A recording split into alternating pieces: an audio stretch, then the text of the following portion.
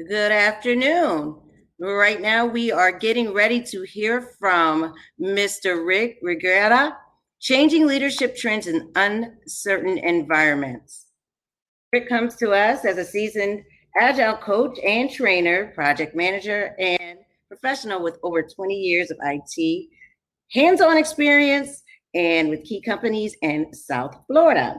He's also a co-founder of the IBM Rational South Florida User Group and chief executive coach at Transformation Experts.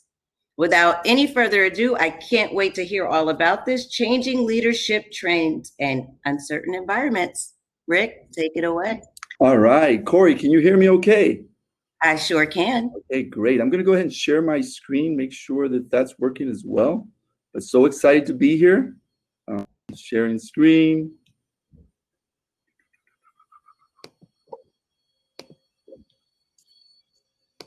Okay, Corey, can you see my screen? I sure can. I'm going to leave, but I'm just invisible. I'm right here. Oh, don't be invisible, Corey. We need you. Don't disappear on us. All right, spectacular. Hopefully everyone can see this. It's really uncomfortable to not get the feedback and have it one direction, but I'm going to do my best. This, again, changing leadership trends in uncertain times. Actually changed it to times so that we could go through it a little bit better. So my name is Rick Regueira. Yes, I have several certifications. Been in the business for a long time, and the majority of my job is actually at coaching executives, coaching C-level. So I do this on a regular basis to top 500 companies. A lot of it has to do in South Florida, but I also travel different places. So this is the agenda. We're looking at leadership. We're looking at embracing the change and gathering a baseline. And how do leaders adapt to the environment? And then a different type of leadership.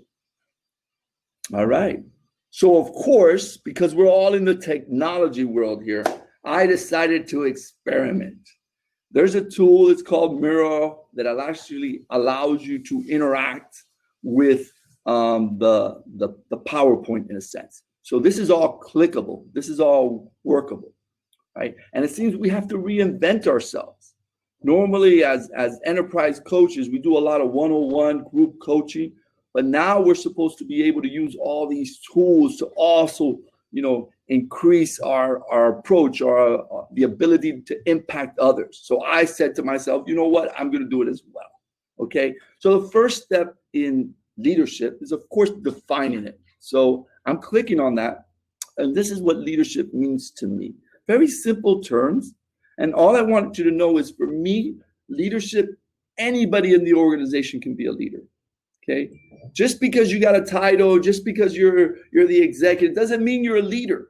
Okay. You have to step up and do certain things to be classified as a leader. Okay.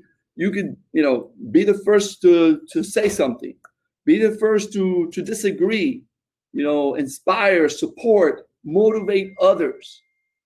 Even if you acquiesce and you actually go on the frame and say, okay, I'm going to go with the majority. That's being a leader. So defining a leader is very important to start with in your organization. So here we are, we defined the leader. Great. And I highly recommend that you do that in your organization. But one of the biggest factors is, what's going on, Rick? Why are leaders now supposed to do so much more? What is this trend that you're talking about? Well, reality is stepping in. We are all living in this VUCA world. We're all living in this VUCA world, whether we like it or not. It's volatile, it's uncertain, it's complex, and it's ambiguous. Think about all the stuff that's going out there. Think about all the initiatives that you've been working on. Are they simple? Can you just use best practices to solve your problem? I don't think so. The world is becoming more and more complex. So if you notice by this diagram, and I want you to think back, think about all the initiatives that are coming down the pipeline. Are they cookie cutter? Is that something that you can just use your best practices? No, you're going to have to use something a little different, right? So if it is complex, you need to find a mechanism to deal with complex issues. Mostly it's probing, sensing, responding, and then your solution emerges. So that's the first shift that you need to understand as a leader. It's a different ball game that we're living in, and we're going to have to adjust. We're going to have to adapt or die. I've heard that saying so many times. All right, so we understood the first part. We understood leadership. Now we understood the why. Now the next part of this is, where do we start? You're a leader. You want to expand your skills. I would highly recommend that you start with yourself. I don't know how many times we've had retrospectives or that suddenly it's all about everyone else. You need to understand that there's a bigger picture than what's in your conscious mind, and that you don't know it all. You have to reach within you to actually understand, what your behaviors, your emotions come from your subconscious mind. So many leaders think that they're self-aware. 95% of them think that they're self-aware. Woo! But only 10 to 15 actually are. And you know who they are. You go at your organization, you look around, you know the ones that think that they are, but they're not. So how do you work with that? You need to start looking at your subconscious mind. Okay, you need to dive into, what are my blind spots? What do I need to work on? All right, so great. So you got your leadership, you're understanding the environment, you understand yourself. Okay, let's say that took a while. That doesn't necessarily happen overnight. So the next part of this is, you need to understand, before you become this great leader, you understand yourself, but you got to understand what it is that a high-performing team looks like. So you really need to dive into saying, what does a high-performing team environment look like? So take a look at some of the things we have here. Yes, I think everyone's heard of clear purpose and vision, trust and respect. And I think Nadia mentioned that in the last session, where she talked about soft skills and how important that was. There you go. Trust and respect. Those are really key in establishing that relationship with your teams. So you need to actually understand what high-performing team, not what it looks like in other organizations. What does it look like in your organization? So label them down. Have a session where everyone comes together and kind of agrees, this is what we can, this is where we are, and this is where we aspire to be. You need to do that exercise, but these are some sample ones that you should at least take into account so that you can use maybe in your other sessions. All right. And let me see if I see another one that's really good. Clear standards, motivation. I love that. Knowledge and skills, common goals, all great items to look for high performance. All right, so we got the high performing. Congratulations, you've known yourself. You know what a high performing team is. Congratulations, I am so excited. Now we're going to the next one. You need to understand, well, what is this mindset shift that we're talking about? What is this leadership future look that we should be looking at, right? So this is all this mindset shift. So let's take a look. So there's the mindset shift. I know we're using the word agile. Get rid of that word agile. But just think about anything that you do has to start with the word mindset, right? Because if you concentrate on tools and this is what we're PMP. This is what we built on, our tools and processes, and we've built an amazing amount, a plethora of different, routines that you follow that, hey, this takes us to the promised land. Not necessarily, right? Take a look at what really matters. If you're able to concentrate on the mindset, these are the things that really are, powerful for your organization. While if you're just concentrating on tools and processes, they're visible, okay, more visible, but less powerful. While the mindset is always working behind the scenes and you don't have to develop a new process, right? The mindset will take you there. So this is one of the first concepts that you need to have as a modern leader. You need to understand that they're moving in this direction. Right. Hopefully everyone's giving the thumbs up. I have no idea, but I hope you're enjoying it.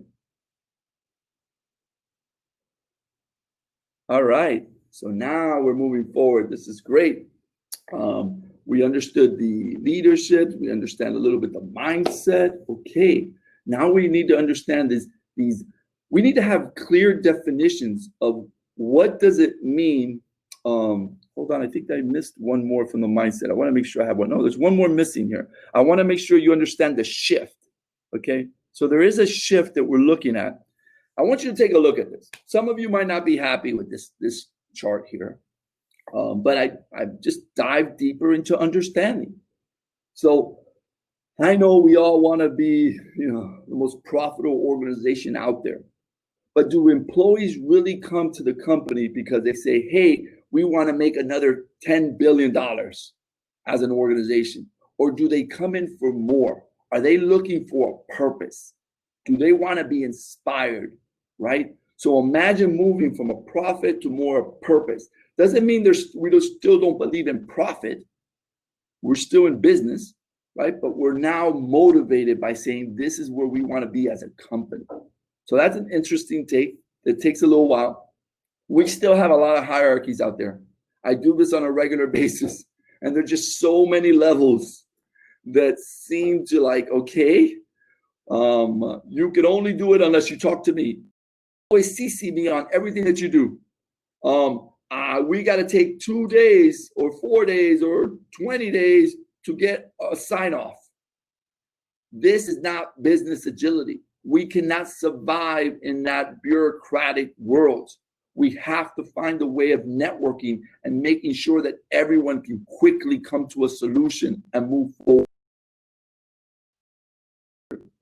This whole idea of controlling. When I first got my PMP, when I first worked in project management, they always used to tell me, be large and in charge, Rick. That's what you're supposed to do. You're supposed to command people moving around, and that's your job. Not necessarily. Imagine if you would take that same motivation and you would use it to empower people. What would happen? What would occur? And I'm not telling you it's going to happen overnight, but imagine if you actually had the ability to I can tell you that it's an amazing experience when you see the people that are and their enthusiasm. So that's another area that please dive into. Planning an experiment. Exactly. I live off this plan and this is the only plan. No, there's a lot of unknowns. Like I told you, we live in a VUCA world. You need to experiment. You need to try. If you need to be innovative to survive, think about it. If you're not, you're going to end up, one of those Fortune 500 companies that no longer exist. You know the list. Now, the last one's the one that always throws me off a little bit. Is this whole idea of privacy and transparency. Now, as executives and leaders of the organization, you're now asked to be more open. And that's very uncomfortable, very uncomfortable. When you were that last person to make the decision because you had all the cards in your hand, now they're telling you to reveal some of those cards. Well, how do you do that? What's okay and what's not okay to reveal? Interesting conversation to have with your teams. For a vision, this is what I like to do every time I go to companies. This whole idea of having a continuous improvement mindset or vision, right? And these are some pointers that I come up with, like relentlessness looking for, concentrating on their pain points, non-victim mentality. Every time I deal with leaders or every time I deal with retrospectives, it's always about blaming everybody else for your problems.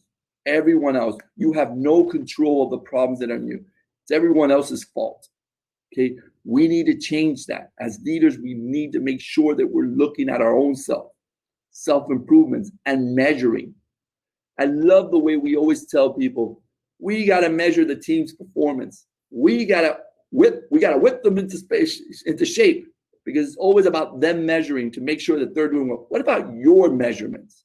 What if you were to flip that pyramid upside down? What if you reported to your teams? Would you still be the best boss in the world? Right? How would that work out for you? I think we should change it. From now on, anytime that a manager gets employed, their team has to approve them. How about that? Would that be a difficult challenge for you? Sorry, I get a little passionate on some of these areas because they've really worked in some of the implementations we've done. So we talked a little bit about mindset. I think that helped a lot. I want to dive into just giving you a little bit more examples of do's and don'ts. So if you look at number 6 there, it says leadership behavior, do's and don'ts. Let's take a look. So this is, again, a very simple, and you'll see that it was, setting a stretch goal, developing others. Remember, as a leader, now that you know what it takes to be a high-performing team, now you got to say, how do I complement it as a leader for high-performing teams? That's very essential. And it's always nice to go and stop so that you can kind of, permeate it throughout the organization so they know, look, this is real situations and this is how we're going to behave. This is putting your John Hancock on this signature here, okay? Championing change. How about that? How many leaders do you see leading the cultural evolution in your organization? Walk the walk, leaders. All right. So those are do's and don'ts. I gave you a couple of them. And remember, these slides are all available, so don't worry about it. We'll have it all for you. So that's leaders' do's and don'ts. Another area of focus, and I always lose track of time because I love talking, but leaders' development approach. This is very crucial. I've done so many sessions with leaders, and the first thing they tell me is they have no career path. They have no career path. We don't know how clear what they need to do, how they expand their capabilities.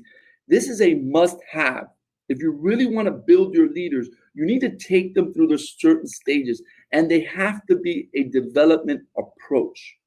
They have to either be run by HR or run by the teams. Somehow you need to make sure that they get to that. Here's some examples of certain stages. Just like you have maturity stages as a child, from 1 to 3, you do this, whatever. There's also maturity stages for adulthood. Yes. And these are some of them. And maybe you guys have done this in some exercises, but one I want to talk about is expert, achiever, and catalyst. Okay, there are 3 different leadership approaches. So let's take a look at the first one, expert. So as an expert, this is where you first started in the industry and you wanted to get good at it, something. And you were very tactical. You're trying to learn things. You're trying to clone yourself. You don't want to listen because you are the expert. You're the one that's making things happen. And this is the take. It's all about task focus. It's all about people might be the problem. You always do a lot of one-on-one. You are the smartest guy out there because that's you. You lead by being an expert. So thinking through this, sometimes it's really important to have this capability. Because if I'm in a fire and I have a fire marshal there and he's the expert, I want him telling us what to do. I don't want to negotiate at this time. So you understand that these are important skills to learn, but they can also be evolved and get to the next level. So if you lead as an expert, that's a good start. We need to get you to the next level. Very tactical. All right, awesome. So the next one is leading as an achiever. Let's take a look at what that looks like. There you go, leading as an achiever. Blah, blah, blah.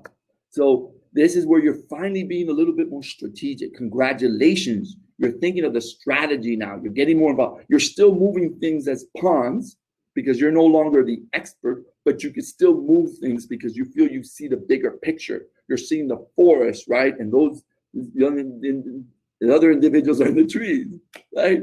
You still have a top-down approach because that's how you were brought up or that's how you were developed. And you're really, really focused on results. Results. Don't give me any fluff. I need the results. What are we producing? But it's my way or the highway. It's still a very strong-minded and very, it's needed, right? Because you still need to have that direction, that vision when you look at strategic. But it also can be very taxing because it doesn't lead to the empowerment that we want to get to. So let's talk about the last one.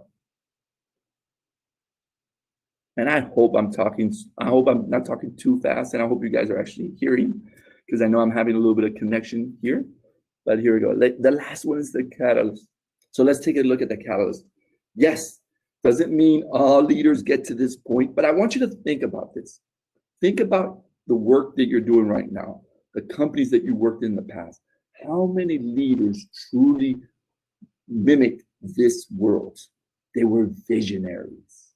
They set the environment for you to grow, to build. They allowed you to experiment.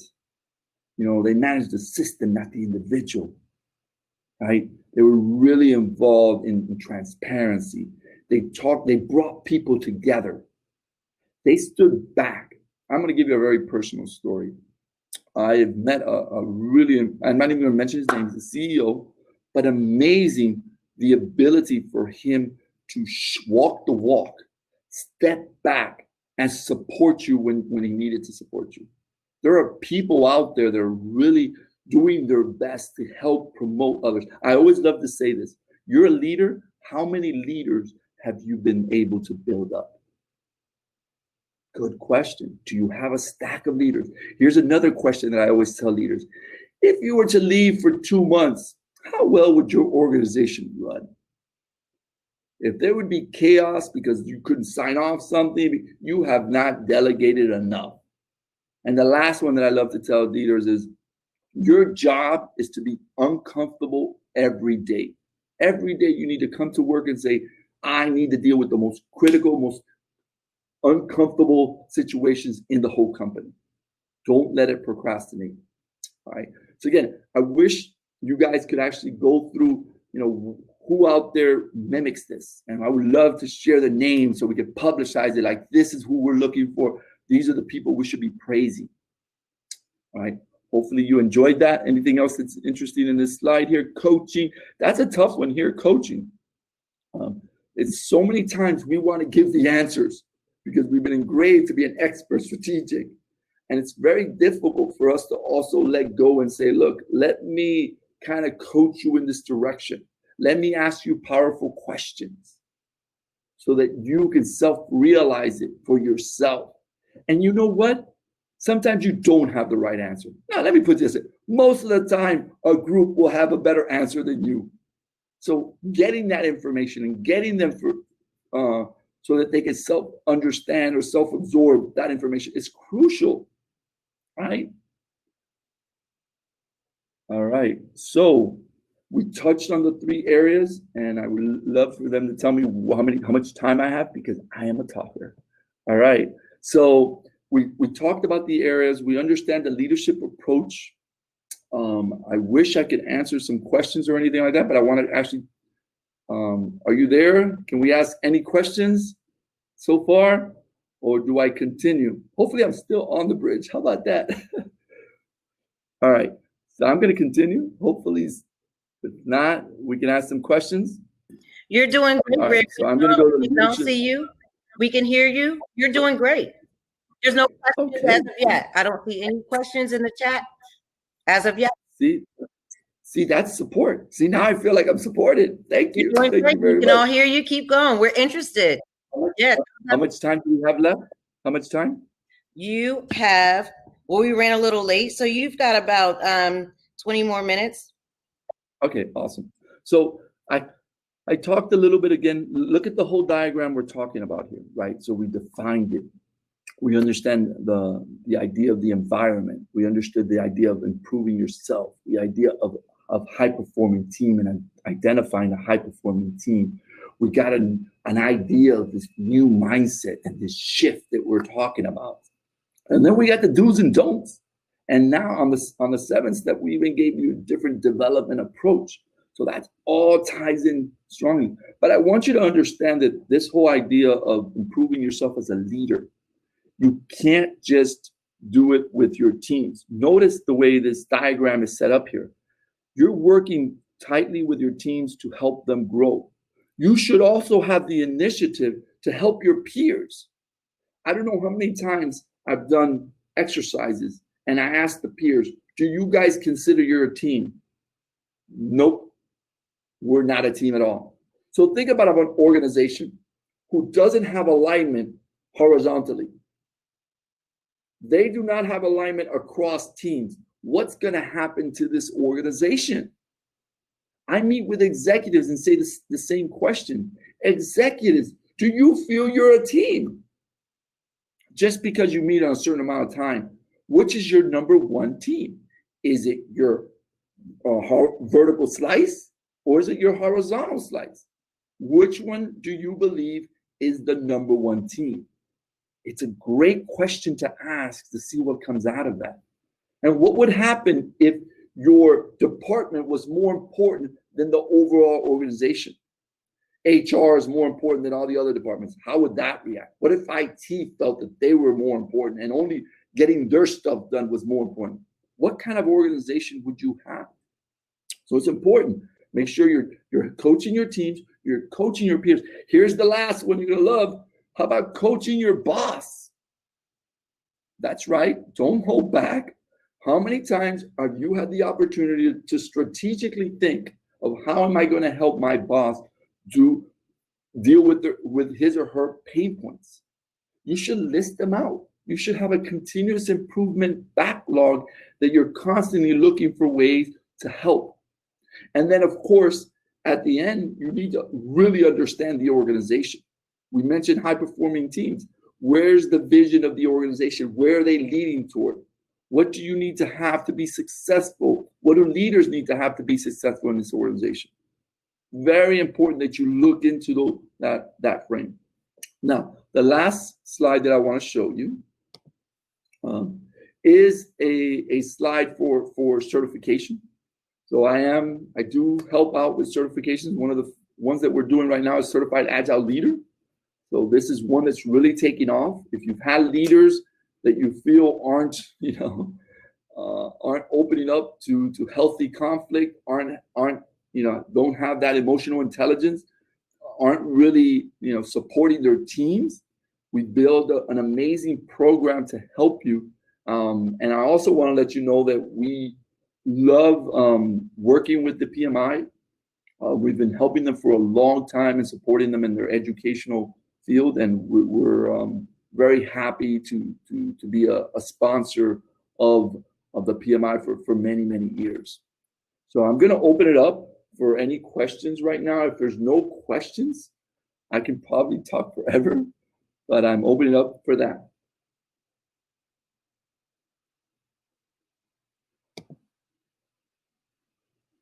Okay. Thank you, Rick. I actually have one question before I let you go. There are no questions in the chat at this time or Q&A. My question is, I liked when you asked about being with the big bosses and taking accountability, basically, right? And I listened to you, okay, for their leadership role, can we all kind of like vote or agree? How would you do that or position that to where everyone could be anonymous and then also have feedback for that person? How does that work? And that you're not panicking like I'm going to lose my job because somebody's going to say that I was in on it. How would that look? I love it. And you're actually talking about something that we're dealing with today. I don't know if you're looking at my screen from my computer for the last couple of days, but that's been a major conversation. This whole idea of having a safe environment, right? Because as soon as a leader comes into the room, it kind of intimidates. Whether we like it or not, it intimidates people, right? Some people are okay with it, some people are not. And then how do you create that environment? And it does start with this whole idea of having a anonymous, like you said, anonymous polls. And hopefully you'll lead to them not being anonymous, where they finally let go. But there's always nice polls that you kind of get the pulse. And then you as a facilitator, remember, if you're tasked to do this and you're facilitating, that's when you change your style of facilitation, depending on how the room is feeling. So if you do an anonymous poll and say, hey, from 1 to 5, how comfortable do you feel speaking up in this room? And suddenly you see there's a whole bunch of 1s and 2s, you're going to have to shift. You're going to have to stay in the anonymous. And maybe what I do is I believe in the power of 2 or the power of many. I believe that if you're around people that are also feeling the pain, that you will develop courage with hanging around them, because one of them will speak up and then you'll support them, and then they'll kind of bubble up, and you'll support each other as you come up with some of those uncomfortable situations. But we always like to say, and as a coach, leaders have to step up first.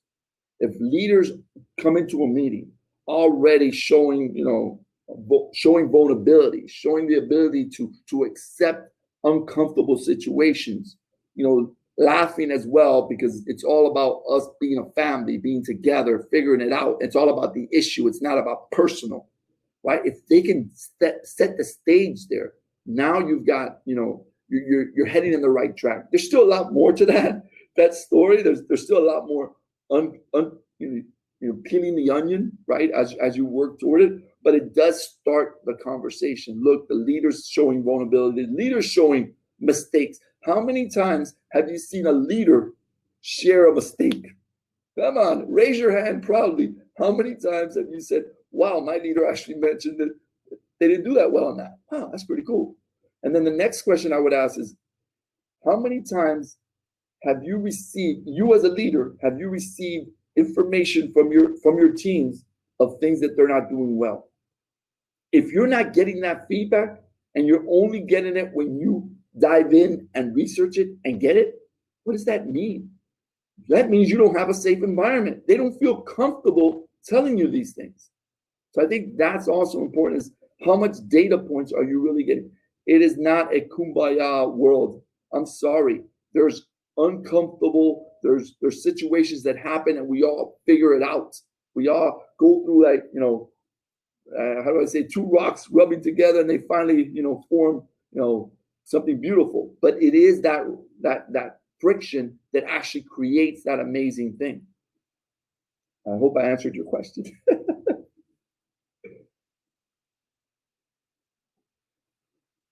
The awkward Well done, Rick. Well done. Thank you.